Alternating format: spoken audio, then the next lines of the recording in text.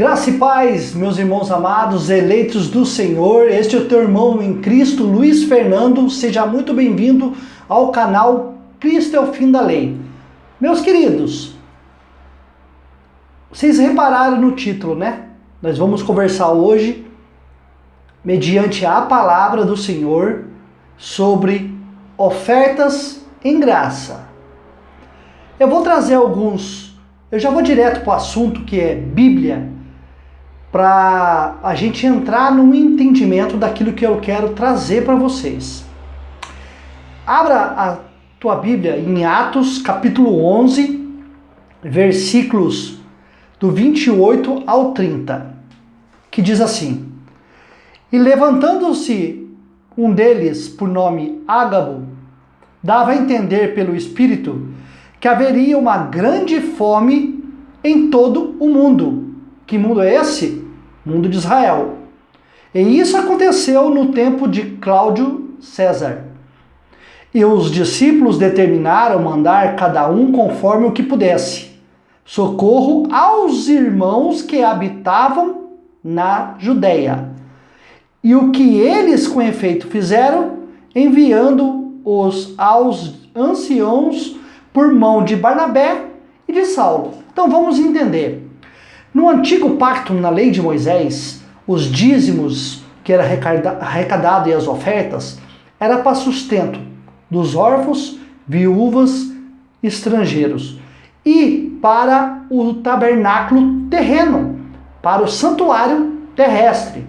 Na graça, nós entendemos que não há santuário terrestre, então o santuário fica fora. Então, para quem que era essa arrecadação? Então, órfãos, viúvas e estrangeiros. Na lei. Agora, vamos para a graça. Tem ofertas na graça?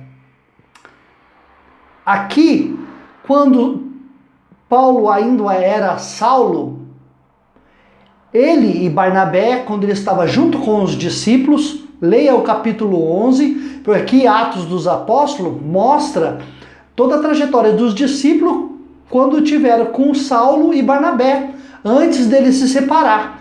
E Paulo se tornar o apóstolo dos gentios, da incircuncisão, e os outros discípulos da circuncisão.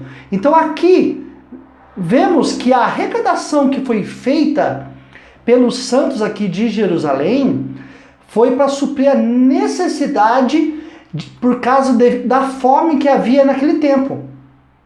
Então, percebemos aqui que a arrecadação da oferta que foi feita entre os irmãos ali foi feita para uma necessidade específica. Tá, eu não quero ficar só nesse texto para dar ênfase naquilo que eu quero trazer para vocês e naquilo que a Bíblia toda, a graça, não a Bíblia toda de Gênesis a Apocalipse, mas as epístolas de Paulo que fala sobre ofertas. Aí nós vamos também para Atos, continuando em Atos, versículo 20, capítulo 20, do 33 ao 35, que diz assim, ó: De ninguém cobicei a prata, nem o ouro, nem a veste.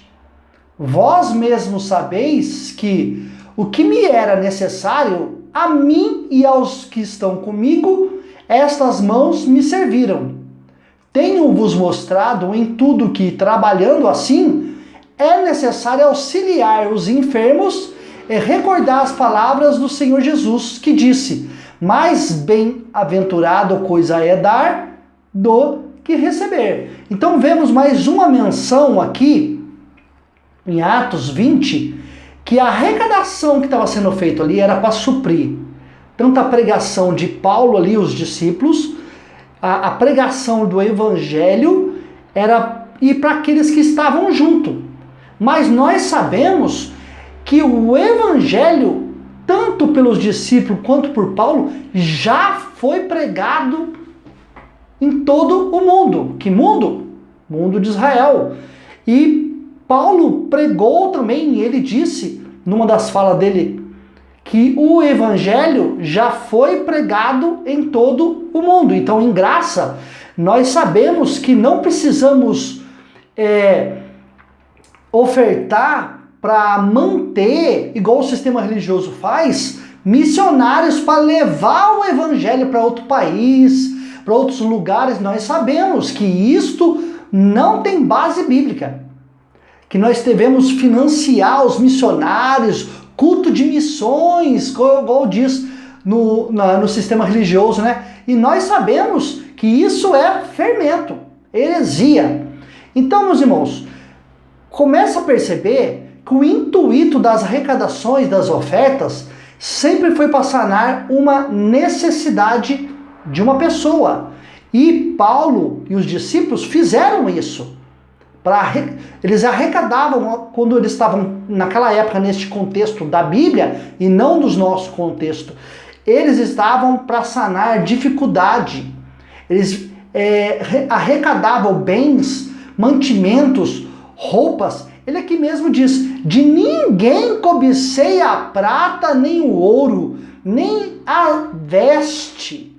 Então percebe que Paulo, ele levava o evangelho sem ter segundas intenções financeiras, nem ouro, nem prata e nem vestimenta. Ele não cobiçou deles naquele tempo. Continuando. Em 2 Coríntios, que é o que é mais usado para o sistema religioso, mas com versículo isolado. Heresia, né? Texto sem contexto gera pretexto para heresia. Em 2 Coríntios, capítulo 8, diz assim, ó: também, irmãos, vos fazemos conhecer a graça de Deus dada às igrejas da Macedônia, como que em muita prova de tribulação houve abundância do teu gozo, e como a sua profunda pobreza superabundou em riquezas da sua generosidade. Porque segundo o seu poder, o qual eu mesmo testifico, Paulo, e ainda acima do seu poder, deram voluntariamente, pedindo-nos com muitos rogos a graça e a comunicação deste serviço, que se fazia para com os santos. Então, percebe que aqui a arrecadação também, que era feito desse serviço, essa graça de ajudar o próximo, também o intuito era para com o próximo, para os santos. A comunicação que se faz desse serviço, que é serviço, a arrecadação que eles fizeram, os irmãos lá da Macedônia e da Caia, aquele envolvimento ali de arrecadação por causa da grande fome que havia ali. Então, na pobreza de um superabundou. Eles quase não tinham nada, mas eles ofertaram um pouco, e quando juntou um tanto, eles formaram uma riqueza. Isso é riqueza de generosidade. Eles conseguiram contribuir com aqueles que não tinham nada. Para quê? Para que haja igualdade. Se você vê o contexto inteiro de 2 Coríntios, vai falar isso. Por exemplo, aqui, ó, versículo 14, vou ler só isso aqui para não estender muito o vídeo, meus irmãos. Mas para a igualdade neste tempo presente. Que tempo presente? O nosso? Não, lá de Paulo. E que também a sua abundância supra a vossa falta, e haja igualdade. Percebe que era para ter igualdade, e não um ter mais e outro ter menos. E o que se vê hoje? Tanto no sistema religioso, tanto na lei quanto na graça. O que mais se tem? Que um tem mais e outro tem menos. Infelizmente, né? É o mundo capitalista, mas fazer o quê? Aquilo que a gente podemos ajudar o nosso próximo necessitado, nós devemos fazer. Agora pulando por um capítulo depois, capítulo 9 de 2 Coríntios, o mais usado por um sistema religioso, quando a gente bate em cima deles do dízimo. Eles pulam lá para 2 Coríntios 9. Versículo 1, destroça tudo o que está dizendo aqui, ó. Quanto à administração que se faz a favor dos santos, não necessito escrever-vos, porque bem sei a prontidão do vosso ânimo, da qual me glorio de vós, para com um dos macedônios, que a Acaia está pronta desde o ano passado, e o vosso zelo tem estimulado a muitos. Mas enviei estes irmãos para que a nossa glória acerca de vós não seja vã nessa parte, para que, como já disse, possam estar prontos, a fim de, se no caso os macedônios viessem comigo e vos achar desapercebido, não nos envergonhamos nós, para não dizermos vós, deste firme fundamento de glória. Portanto, tive por coisa necessária exortar estes irmãos, para que primeiro fosse ter convosco e preparasse de antemão a vossa bênção, a arrecadação, para que esteja pronta como bênção, e não como avareza. E digo isto, que o que semeia pouco, pouco também se fará. E o que semeia em abundância também se fará. Cada um contribua segundo propôs no seu coração, não com tristeza ou por necessidade, porque Deus ama o que dá com alegria, não importa o valor, dê, mas Deus ama que dá com alegria.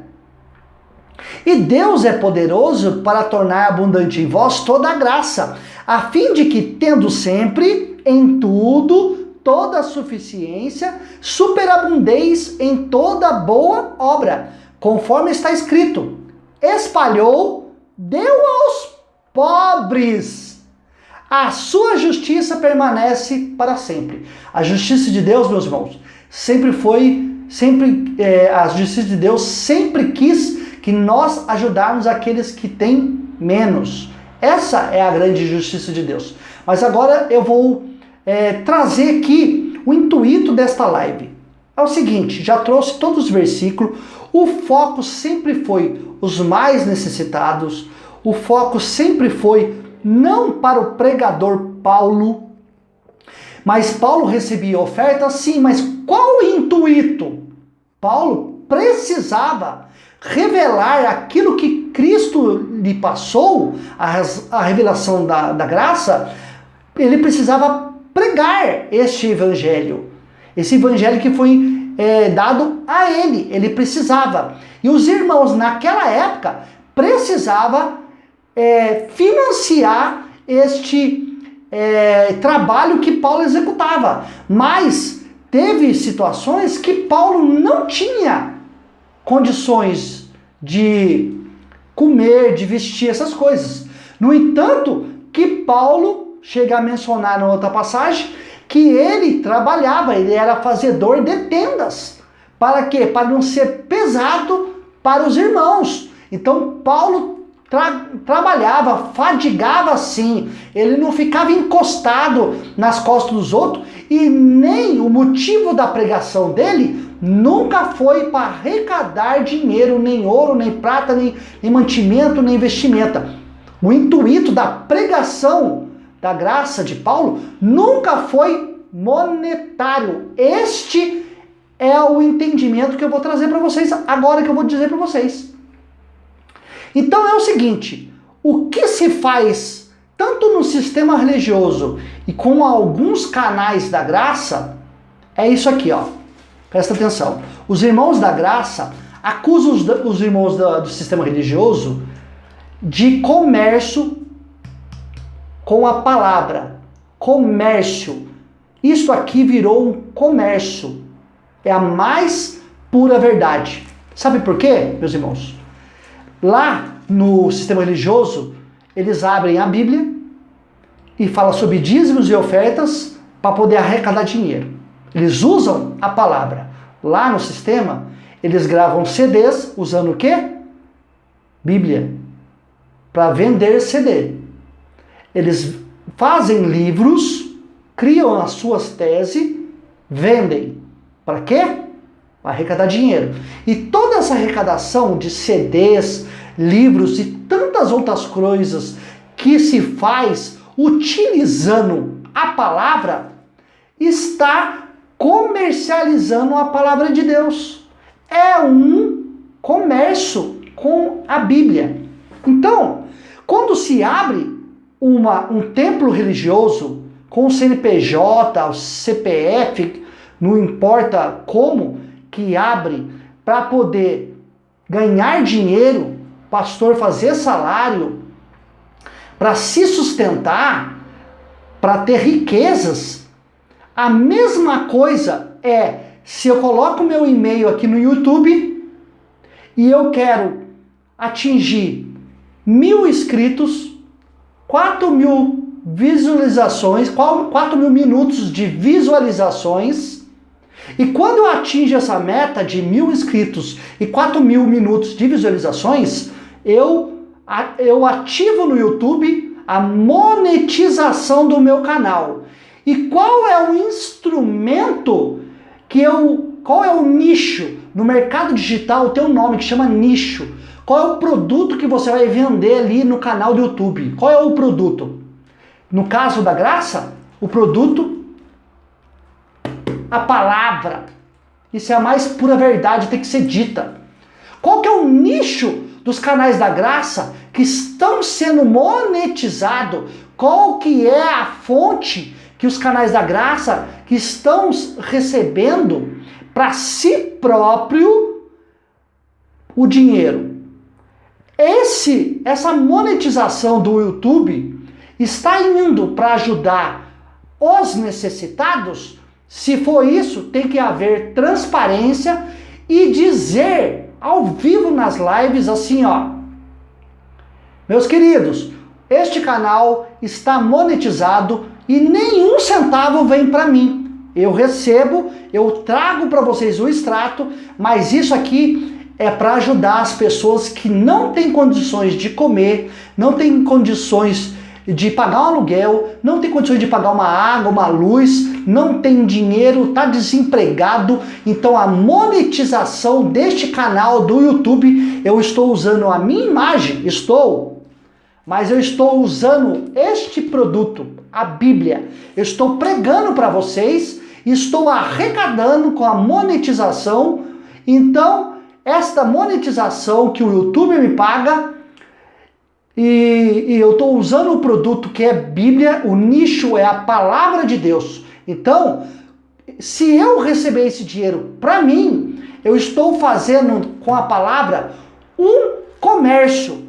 Você que faz isso, você não tem direito nenhum de acusar os pastores do sistema religioso que abre a Bíblia e usa Malaquias sem entendimento para arrecadar dinheiro para os fins deles. Não tem direito nenhum. Esta é a mais pura verdade.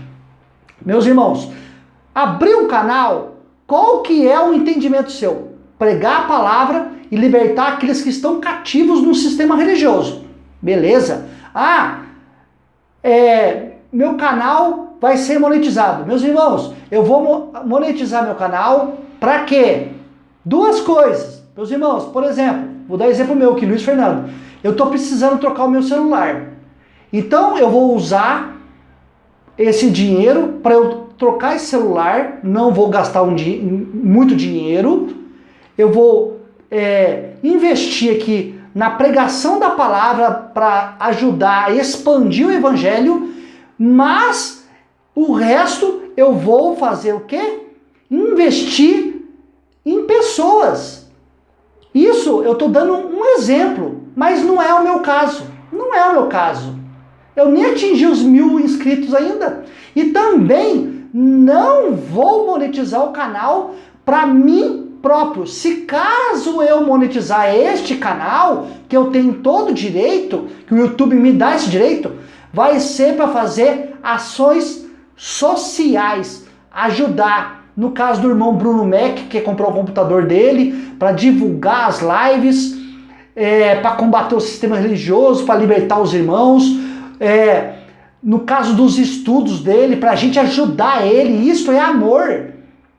Não devemos ficar falando que só em palavras, nós devemos financiar em amor essas pessoas que não têm condições financeiras, por exemplo, para estudar. Então, no sistema religioso nós dávamos 10%, nós ofertávamos, levava alimento, nós fazíamos vários investimentos na obrigatoriedade, nós fazia para o homem no engano. E na graça, não vamos fazer nada? Vamos ser avarentos, como Paulo fala aqui, que ele avisou antes, para que seja como bênção e não como avareza? Então, meus irmãos, é isso que eu gostaria de trazer para vocês. Se por acaso usar o YouTuber para pregar a palavra e para monetizar o canal, para ganhar dinheiro, para trocar de carro, para andar chique, com relojão, andar todo com ternão, tudo bonito, para poder investir na família, tá igual o sistema religioso. Para mim, tá igual. É a mesma coisa, só mudou de lugar. Para mim, esta é a minha verdade. O meu intuito e o meu compromisso com este canal é com a verdade. O intuito das ofertas que Paulo arrecadava aos discípulos nunca foi para enriquecimento. Nunca foi. Sempre foi para o próximo. Meus queridos, eu espero que eu tenha sido bem claro aqui. Não sou o dono da verdade. Eu trouxe aqui alguns versículos para vocês. Estude em casa esse tema referente à oferta, né? Agora, por exemplo, se você sente no coração de doar um valor para o seu irmão, nada lhe impede. Mas, a partir do momento que você abre uma live ao vivo e que embaixo tem ofertas e tá pregando ali e as ofertas caindo, essa oferta não pode ir para o pregador da graça. Essa oferta tem que ser convertida para as pessoas necessitadas. Amém? Eu espero que você tenha gostado desse vídeo. Compartilhe, meus irmãos. E comente embaixo aqui, deixe o seu like para que o YouTube entenda que você está gostando do conteúdo que eu estou trazendo para você. E graça e paz a todos. Fique com Deus.